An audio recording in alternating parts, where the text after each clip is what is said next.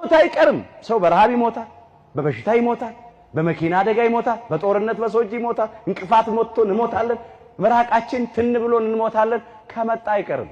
የእግዚአብሔርን ቃል የተናገሩንን ዋኖቻችንን እናስ ኢየሱስ ክርስቶስ ትናንትና ዛሬ እስከ ለዘላለም ያው ነው። ግን ሃይማኖትን አጽንቶ ምግባርን አቅንቶ ለንስሐ የሚገባ ፍሬ አፍርቶ የአምላክን ቅዱስ ሥጋና ክብር ደም ተቀብሎ ተዘጋጅቶ መሞት ደግሞ መታደል ነው። ሞት እረፍት ነው። ልጅን በሚሄድበት መንገድ ምራው፣ በሸመገለም ጊዜ ከርሱ ፈቀቅ አይልም።